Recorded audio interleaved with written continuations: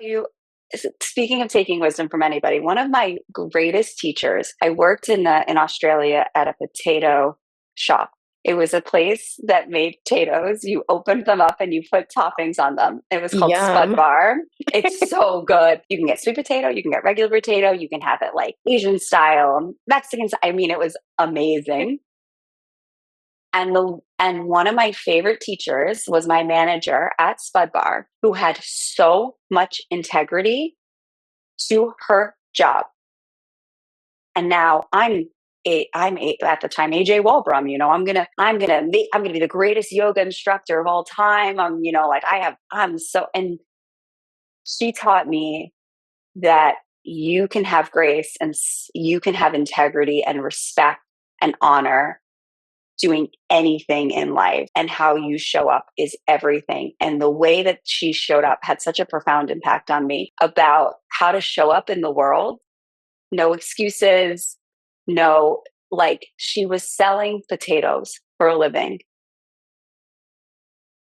And I was a kid who was showing up late. I was 24 years old. I was showing up late to things, I was waiting for my handout, and I think about her all the time. She would never even remember me, and I think about her all the time. And I actually don't even remember her name, but I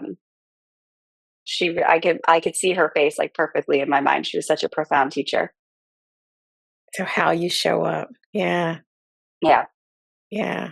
And being authentic how you show up. And so as you think about how that relates to money mindset, so think about how that relates to how we show up sometimes with shame, with fear, with guilt attached to all the money and the mindset of money. And so can you speak more about that? yeah. Shame,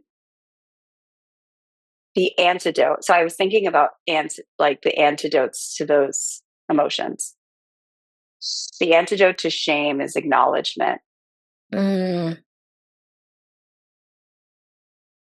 Have you ever had shame, like about something like really not even that big of a deal? Like, I recently felt a lot of shame about a parking ticket. It was $75. I felt a lot of shame, and I didn't want to tell my husband about it, which is like not how we operate at all. And I kind of wanted to sit with that for a little bit and just observe myself and kind of feel into it and be like, why, why? And as soon as I vocalized it, as soon as I acknowledged it, because like acknowledging does not exist in your mind. Nothing about your relationship with money exists, changes in your mind. It's called money mindset, but it's your actions and it's your words that change your relationship with money. And as soon as you vocalize your shame, the confessional, I'm in debt, I don't have any savings, I don't know what a Roth IRA is, I don't know how I'm going to get my kid through college. As soon as you say it, it's like a the weight weight lifted. of the exactly.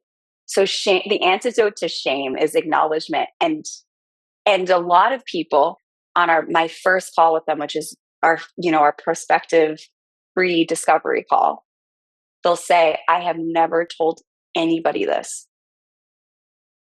And that's what I want to change, because I know they're sitting there with their friends, with their family members, with the people they love the most, and they're hurting so deeply inside. They feel so inauthentic. They feel so trapped in their own circumstances because they just can't get it out.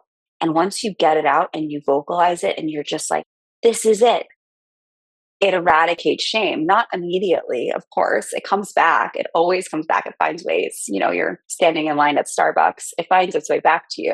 But Yeah. it's like, oh, hey, shame, I don't need you because I've acknowledged the thing that I felt shameful about. Yeah. So that active vocalization and sharing your truth is so essential, because then once you share it, you realize it isn't as scary and as bad as you thought it was, and that there's probably someone in the room who's going through the same exact thing you're going through. Yeah. And so speaking about fear, Yeah, how do you combat fear the same way? yeah, yeah. No, so fear's antidote is trust and surrender. Ooh. So, so two part. So what are we afraid of? We're afraid of uncertainty. We're afraid of a lack of control. Um, Maybe we've been disrespectful to ourselves in the past. I had a client who was a very successful fashion designer. But the way that she would get paid is that she would get paid in huge lump sums, and then she wouldn't get paid for a very long time. So what she would do is she would pay everything. She would pay like 6 months of rent, 6 months of a phone bill, 6 months of this, 6 months of that, and she'd have $0 in her account. I'm like, well, how are you going to eat? How are you going to take care of yourself?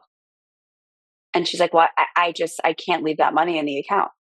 I need to pay for those things. And I was like, why don't you trust yourself to leave that money in the account?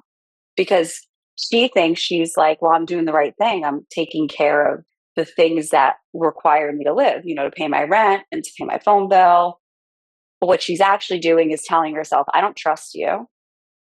And I don't think that you're going to be okay. So I need to set you up, air quotes I'm putting, so that there's a perceivedness of safety, and learning how to trust yourself, learning how to keep the money in the bank account to sew up that hole in your back pocket is how you break that fear. Because listen, life is, and I don't need to tell you this. I know I got to learn a lot about you. Life's going to throw you curveballs. Life is so hard. Life is unexpected. Life is a challenge. Your relationship with money does not have to be uncertain. Your understanding of your finances doesn't have to be uncertain. Unexpected death, unexpected job loss, unexpected changes in marriage, all of those things, unexpected illness, that you can't control that, but you can control your relationship with money. And so trust is really the antidote to fear. And then where surrender comes in as the additional antidote to fear is, there comes a point, and this is where I think that we align in faith, of you have to surrender to what you cannot control and what you don't know. And but then you have to take the reins. You have to take the reins of what you can control. And you can control yourself, and you can control your emotions and your money. You can control your money. Nobody has to, nobody should control that but you.